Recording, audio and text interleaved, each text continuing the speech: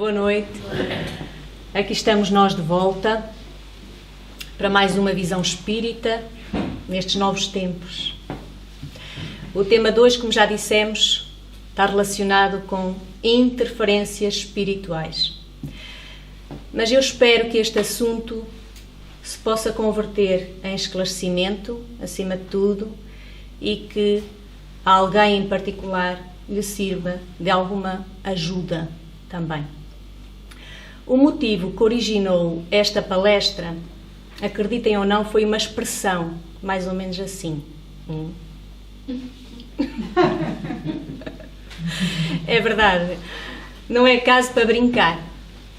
É que sempre que converso sobre a sobrevivência da alma, sempre que digo que vivemos rodeados de espíritos, é quase automático. Há sempre alguém que tende a fechar logo ligeiramente assim o olho, não é? E a retorcer a boca, inclinando-se como que a denunciar assim um certo ar de espanto ou então imensa dúvida. É mais ou menos assim como eu vos fiz. E depois desse primeiro gesto, seguem-se obviamente algumas perguntas.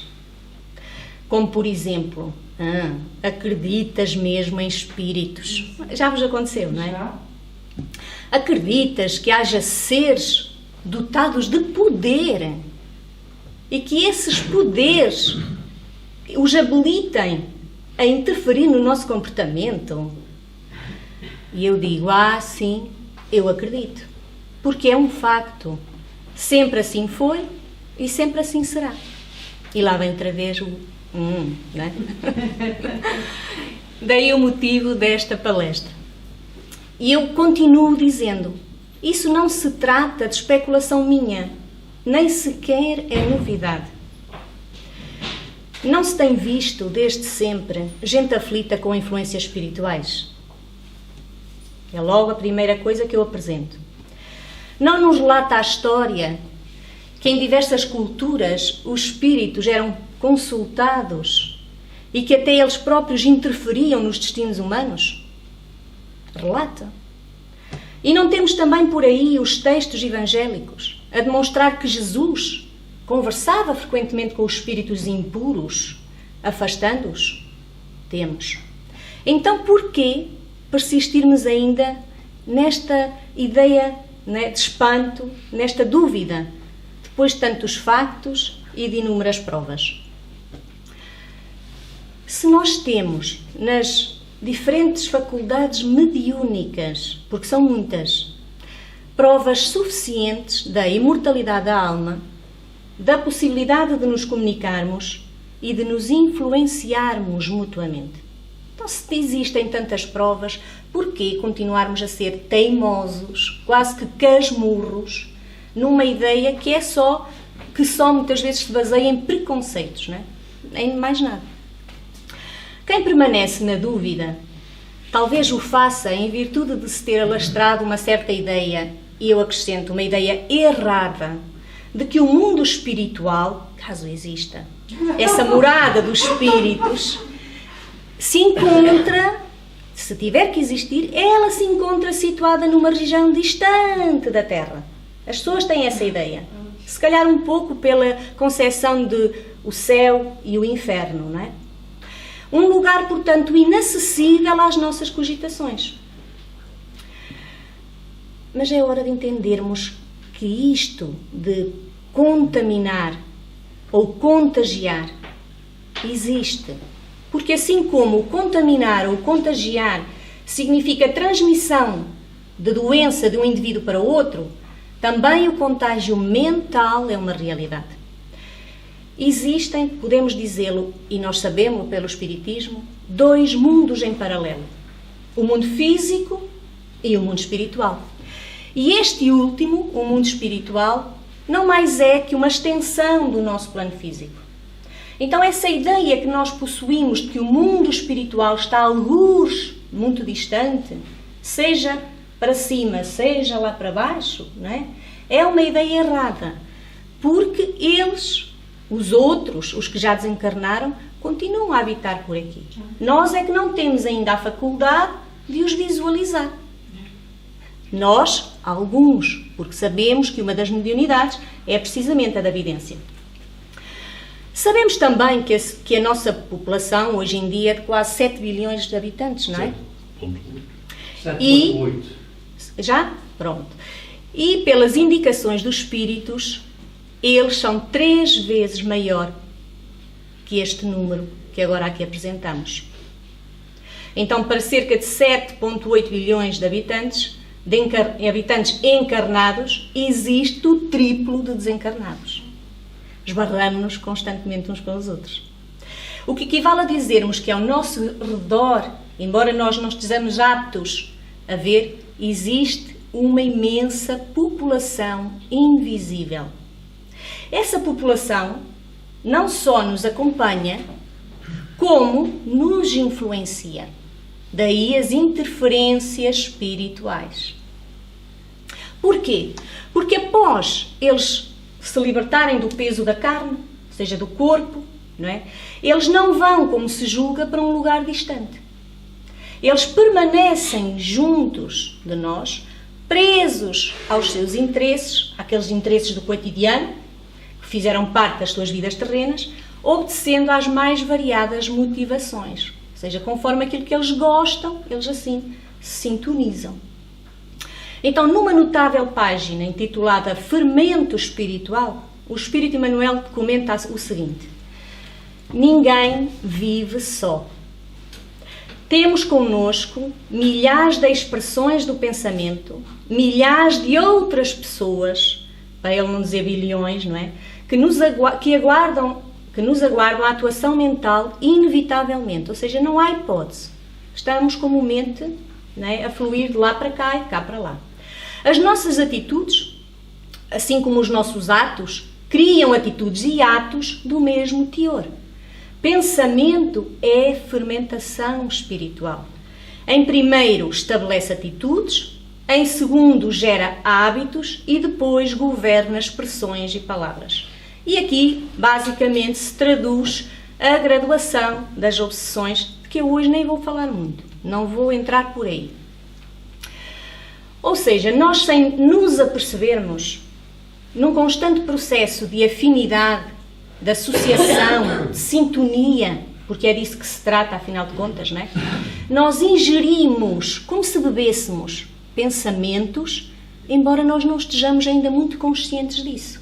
Nós achamos que aquilo que nos ocorre, muitas vezes, é nosso. Bem, se for bom, nós dizemos que é nosso. Se for mau, nós culpabilizamos aos espíritos. Normalmente funciona assim, não é? Então, conforme refere também Paulo, o apóstolo, rodeia-nos uma nuvem de testemunhas, mas que ninguém fique já amedrontado com isso. Testemunhas que, para além de presenciarem as nossas ações, podem realmente causar interferências, como diz o apóstolo Paulo, e transformar-nos em instrumento dos seus desejos. E eu penso que isso ninguém quer, ser instrumento dos desejos de outrem. Então, nós, só para termos uma ideia de como é que isso se processa, vemos na doutrina espírita passagens dos benfeitores espirituais que nos dizem que, após o desenlace do corpo físico, a grande maioria dos seres continua a procurar satisfazer os seus vícios, certo? Que, por exemplo, os génios da maldade continuam detidos na fixação de semear a confusão. Os fugitivos da luz, ou seja, os fugitivos do bem, se ocupam a trabalhar em favor das sombras, ou seja, do mal. E que os alienados da realidade espiritual, aqueles que simplesmente ignoraram esta verdade, permanecem junto dos seus familiares, perturbando-os. Grosso modo, a maioria. Diante disto, que bom termos oportunidade pela doutrina espírita de nos esclarecermos atempadamente, para que não sejamos nós quem, futuramente, venha a causar a moléstia espiritual aos que por cá ficam.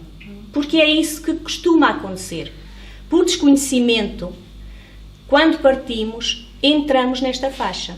Permanecemos juntos, lá está, daquilo que nos era para nós importante.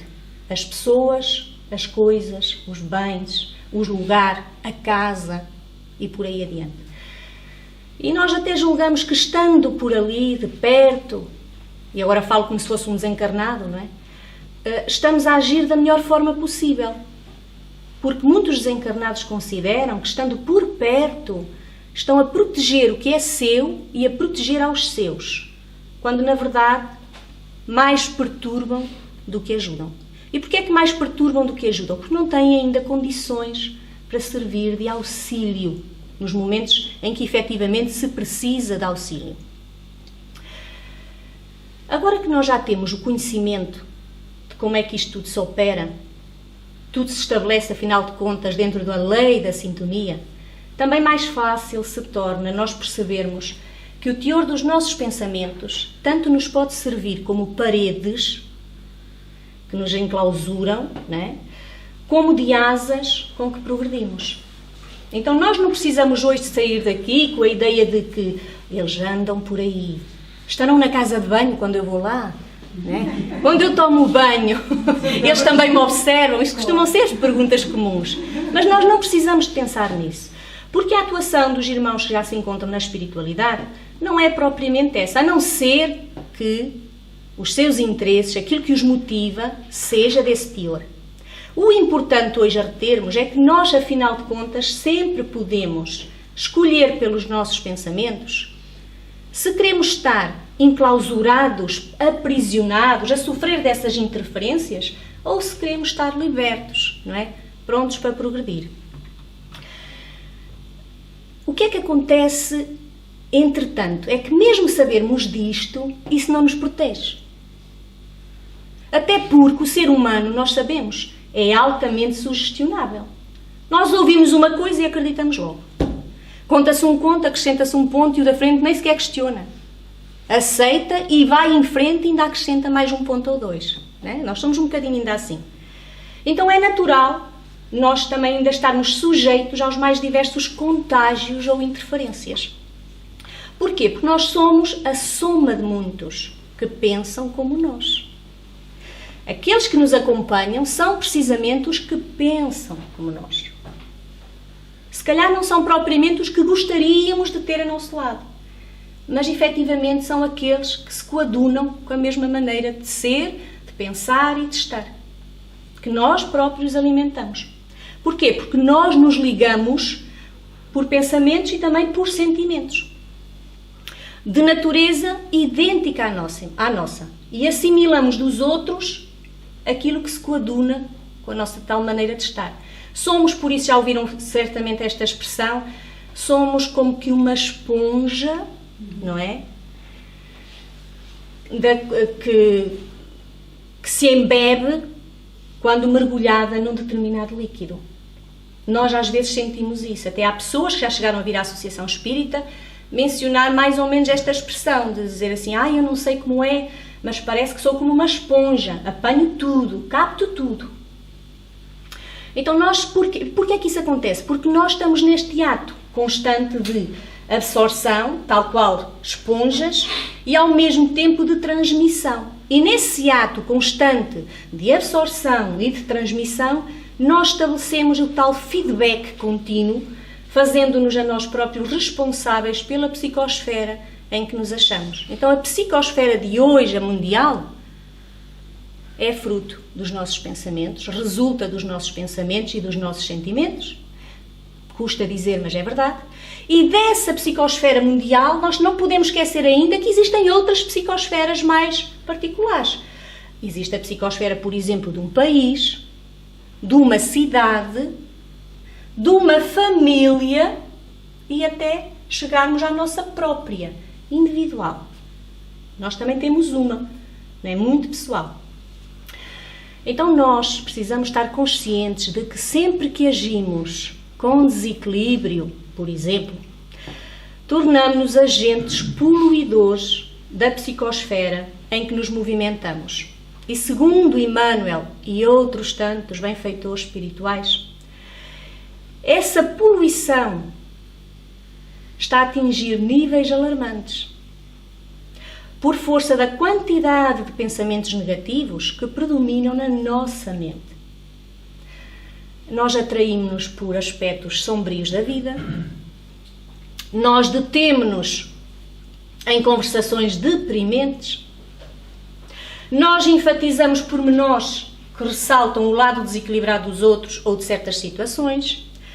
E o que é pior, quando estamos a sós, ainda damos asas àquilo que se diz, asas à imaginação, não é? E ainda incutimos, às vezes sem termos consciência disso, medos, pessimismos, revolta, tristeza, desânimo e por aí adiante. Somos um caldinho que está sempre a ferver, não é? A fervilhar, mas muitas vezes daquilo que não presta. Então nós não nos ficamos ainda por aqui. Para além de fazermos isto, de darmos prioridade a estas conversações, a estas questões todas tão deprimentes, de darmos asas à nossa própria imaginação, vejam o que nós ainda fazemos. Nós não ficamos por aqui. De acordo com aquilo que nós pensamos, nós ainda ligamos a TV e damos preferência aos programas que relatam tragédias, conflitos e dramas. Há pessoas que desde o princípio da manhã até bem tarde da noite, não é? Muito tarde, passam o dia inteiro em projeção constante, com aquelas imagens, com aquelas situações, a vivenciar aquilo, a alimentar aquilo. E nós sabemos disso.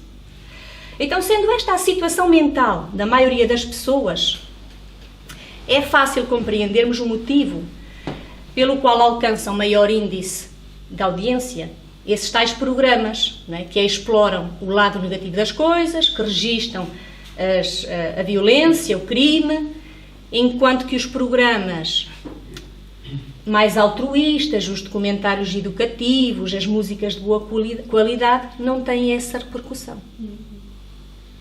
É por isso que, com mais profundidade ainda, Emmanuel também refere: quando tanta gente unicamente pensa na satisfação dos seus interesses, quando muitos trabalham pela legalização da eutanásia ou da pena de morte, quando a crueldade se expande sem o mínimo de respeito pela vida humana, quando certos vícios se propagam como moda e opção de vida, quando grande parte de nós se dedica às tais conversas degradantes e negativas, não é difícil percebermos como é que esses monstros do pensamento atuam.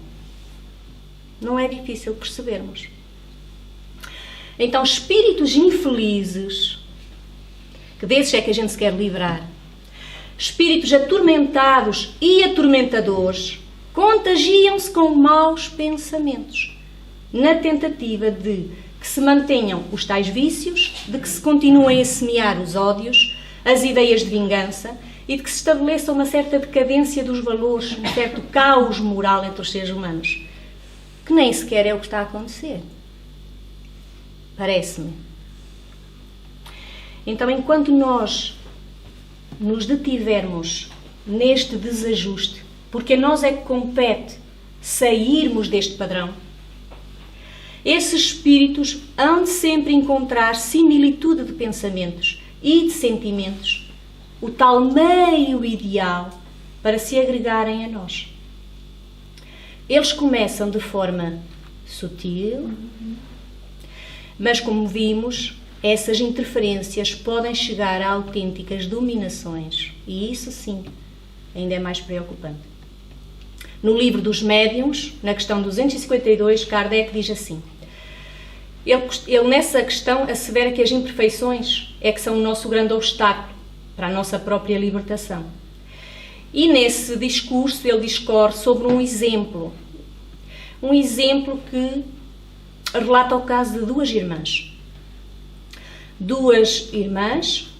que há anos sofriam de estranhas usurpações em sua casa.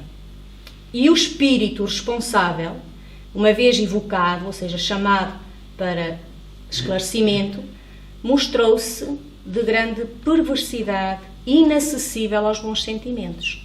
Tal era a ordem de sentimentos ruins que aquele irmão alimentava consigo, não é? A prece, de facto, parecia exercer sobre aquelas duas irmãs uma boa influência. Mas, após assim algum tempo, recomeçava tudo de novo. E nós também vemos isso acontecer.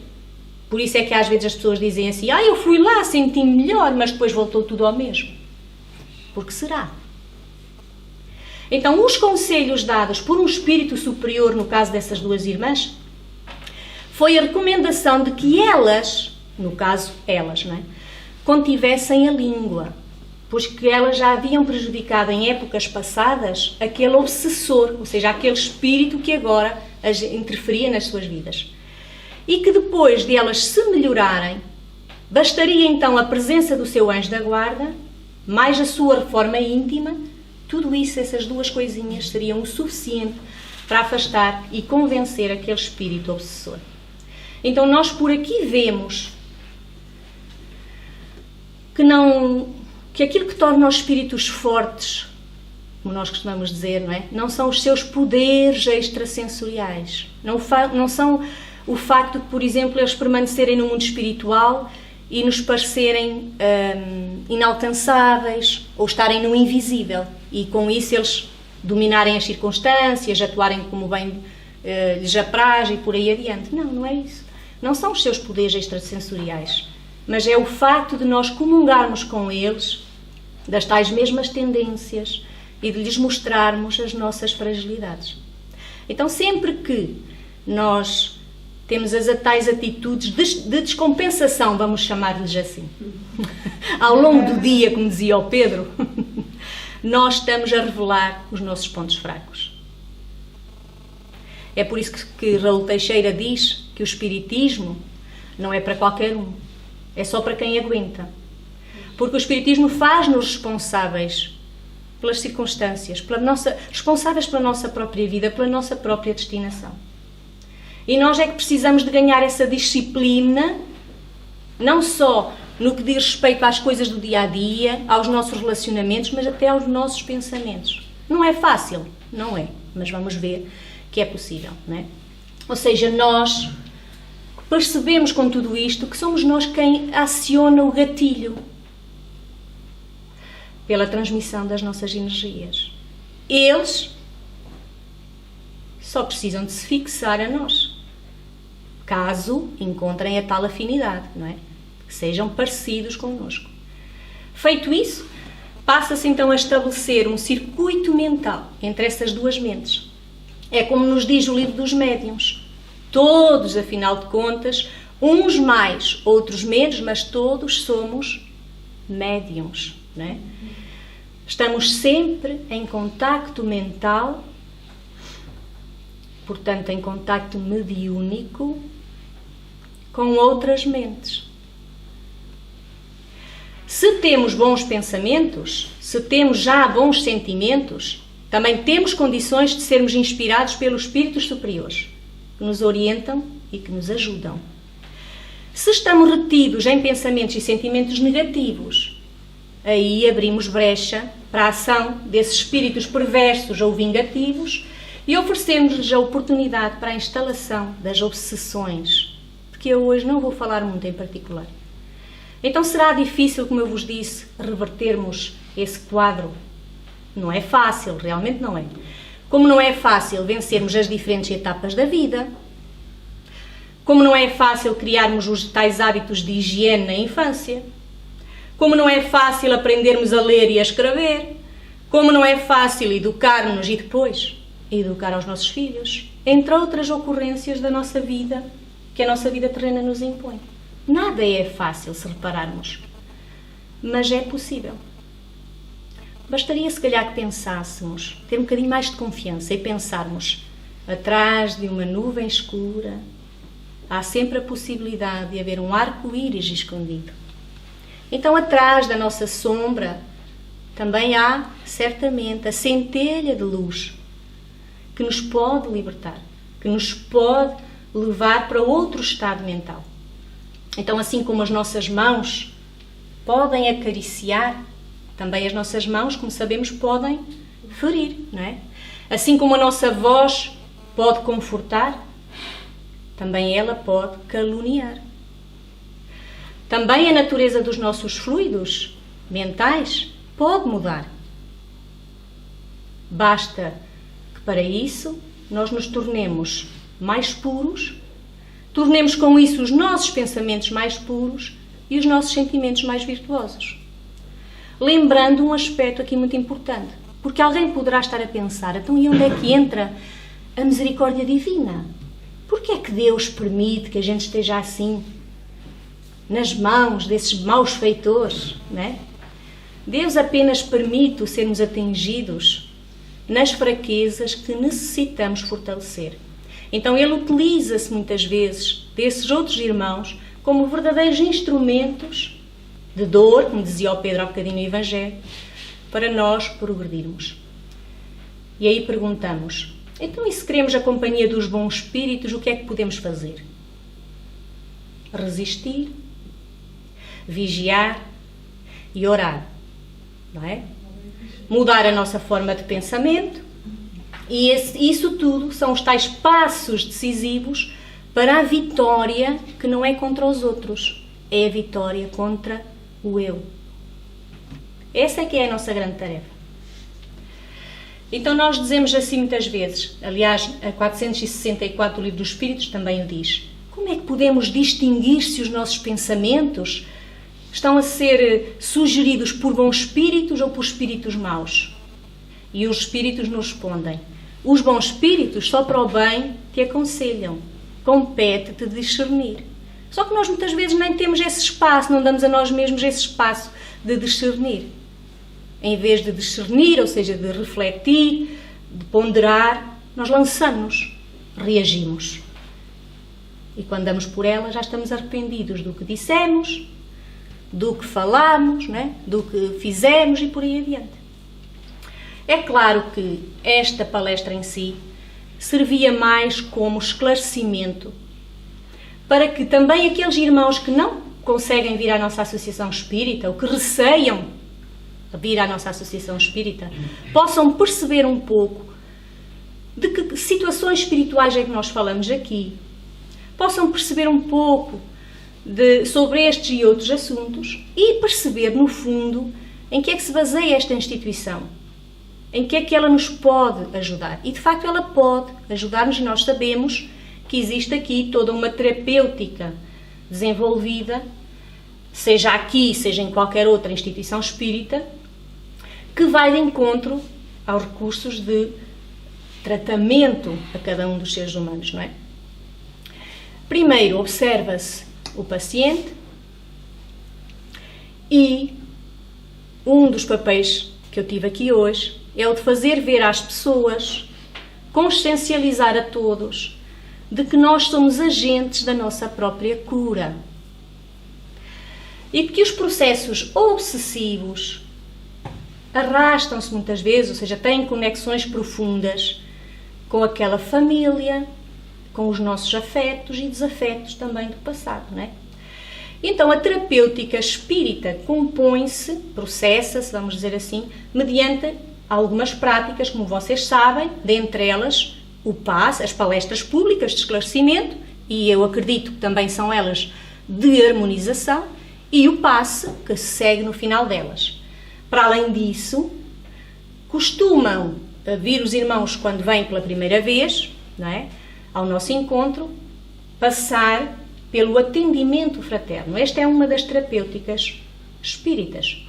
Ou seja, é uma conversa de orientação evangélica em que se procura criar o tal ambiente de mostrar à pessoa que a pessoa é um agente da sua própria cura e de que essas circunstâncias pelas quais agora passa têm um fundamento. Mas, como cada caso é um caso, somente quem passa pelo atendimento fraterno é que poderá efetivamente dizer o que é o atendimento fraterno. Eu também tive o meu na minha primeira vez. Uma outra terapêutica espírita que nós bem sabemos e bem a reconhecemos é a da água fluidificada, que é a água energizada, os passos, como disse, que é a doação da energia, não é? As sessões depois privadas de desobsessão, que são sessões de atendimento a esses espíritos desencarnados e que também ali muitas vezes surgem espíritos que podem estar ainda encarnados, por que não? Porque a nossa mente não está circunscrita ao nosso corpo. Assim como nós nos vagueamos e vamos ter com eles, também podemos estar perfeitamente em casa no sofá e sem darmos conta, passarmos assim por um soninho e nesse soninho breve ser dia de reunião mediúnica e haver aqui um atendimento para essa pessoa. Haver aí naquele instante um auxílio àquela pessoa. Também acontece. O que é outra terapêutica espírita? É a tal de incutir à pessoa a necessidade de mudança de hábitos mentais pela compreensão da realidade espiritual e por isso é que se diz normalmente que é de todo conveniente assistir às palestras públicas. Nós não dizemos às pessoas venham à Associação Espírita para angariar mais espíritas ou alguma espécie de crentes. O espiritismo não sobrevive pelo número de cadeiras ocupadas. Não é esse o nosso intento, não é? Não é isso que nos faz vir até aqui. Nós pretendemos é que assim como nós nos temos vindo a esclarecer, outros se possam esclarecer também. Convidamos as pessoas às leituras edificantes, por isso é que pelo menos 2 vezes por ano criamos aqui o espaço da nossa feirinha do livro, não é? Mas também temos os livros na nossa biblioteca, qualquer pessoa pode levar. E aconselhamos sempre prece diária, sincera, procurar sintonizar-nos com a espiritualidade maior, que também nos assiste, que também aguarda da nossa parte o tal gatilho que nós muitas vezes só lançamos para o lado errado, para que eles se possam, da melhor forma, conectar connosco. Quantas vezes eles estão ali a assistir, mas nós como que não os convidamos, não os temos nem como tidos, nem como achados. E depois, no fim, queixamos-nos de que Deus parece que é só para alguns e de que não é para nós. De que quando nós precisamos, não somos ajudados.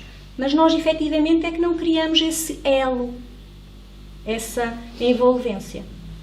E, sem dúvida, que a prece nos possibilita essa envolvência, essa elevação, assim como também recomendamos, e toda a gente já sabe, o Evangelho no lar, não é? Porquê? Porque ele melhora o clima espiritual do nosso ambiente familiar e, obviamente, aquele ambiente que é, senão, as companhias que usualmente nos acompanham. Então, se nós beneficiamos, esses irmãos também são beneficiados. Assim como ouvirmos às palestras, nós beneficiamos, sentimos-nos mais leves ao sair daqui, e os irmãos que tomaram a coragem de entrar pela porta, assim como nós entramos, para nos ouvir, também são ajudados e são apoiados, não é? Para maiores e mais aprofundados esclarecimentos, por exemplo, com relação aos vários processos de obsessão e assim, que eu não vou entrar por aí hoje, eu convido-vos a ler o capítulo 9 do Livro dos Espíritos, que ele tem como título Da Intervenção dos Espíritos no Mundo Corporal. Esse, sim, é bastante interessante. Então, eu não digo mais nada. Digo apenas que faz todo o sentido nós acreditarmos que realmente os nossos pensamentos modelam a realidade, de que precisamos vigiar mais os nossos pensamentos, porque, como disse Emmanuel lá atrás, eles se tornarão em palavras. E daí, já uma vez disse aqui numa palestra, precisamos também de vigiar as nossas palavras, porque elas depois se tornarão em ações. Consequentemente, não podemos ficar por aí. Vigiemos ainda as nossas ações, porque as nossas ações também se tornarão os nossos hábitos. Prestemos atenção aos nossos hábitos, porque eles se tornarão no nosso caráter. E, por fim, ainda nos cabe vigiar o nosso caráter, porque ele é que será o nosso destino. Então vejam aqui a quantidade de coisas que se agrupam e que são responsáveis pelas nossas vivências, pelas nossas interferências. Óbvio, como disse o Pedro, ao longo de um só dia, nós temos tendência para oscilar para muitos campos vibratórios. Não é porque vimos a Associação Espírita, muito menos porque fazemos Desculpem que estou a afogar. É uma interferência. Muito menos porque fazemos palestras que a nossa elevação moral já se distingue da dos outros, que já estamos como que imunes a essas interferências. Mentira. Lembrem-se que as interferências, como eu vos disse, são muito sutis.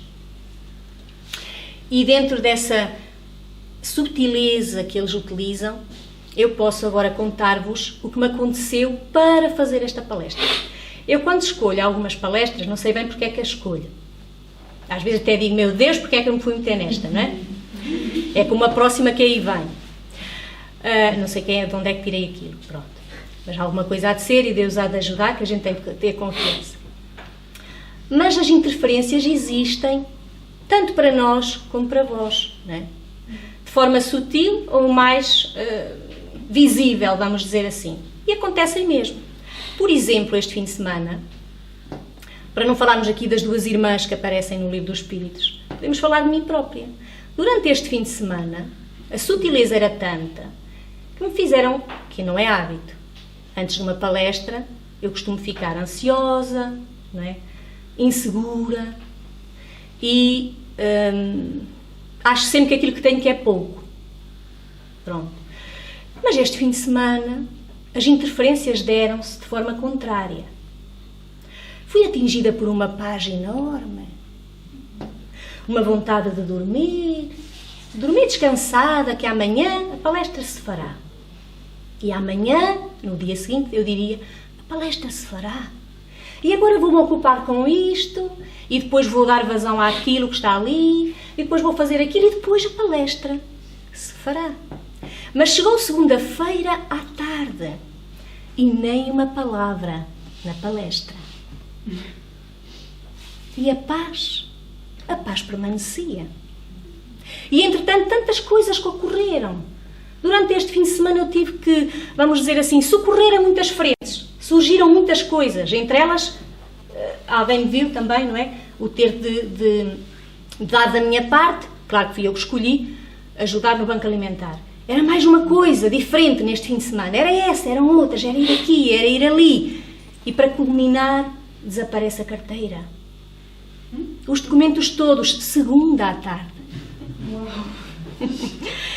E eu só pensava, bem, isto só pode ser interferência, disse eu.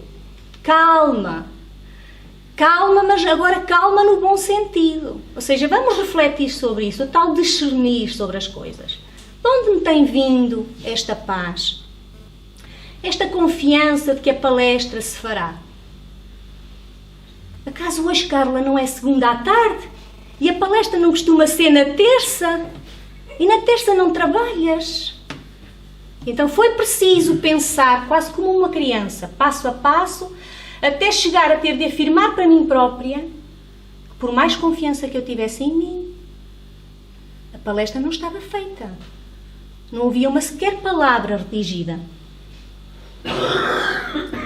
E a carteira? Como é que eu vou resolver fazer uma palestra se eu tenho este assunto por resolver e os documentos todos por aí perdidos? Claro que a carteira, o assunto da carteira, foi só para desviar a minha concentração e para desgastar as minhas energias, para me fazer perder do meu precioso tempo, que já era assim, deste tamanho, para eu perder ali 1 hora ou mais à procura da dita e bendita carteira. E depois de ir aos locais onde havia estado de manhã e de ter procurado em casa, no carro. Volto a casa e digo em voz alta, isto é interferência espiritual? Só pode. Mas assim como há interferência espiritual negativa, também há interferência espiritual positiva. E eu vou confiar em Deus. E aquilo parece que foi suficiente para quebrar algo que estava aqui, a criar um certo véu. Porque a carteira apareceu dentro do casaco, para meu espanto, em frente ao computador, na cadeirinha em frente ao computador, e eu só tive que me sentar e dizer, é agora. Vamos a isso que a palestra está à espera. Então vejam como, com tanta subtileza, eles nos fazem perder tempo. Até se riem de nós, não é? Brincam connosco, mas porque nós deixamos. Em parte é precisamente por isso, porque nós deixamos.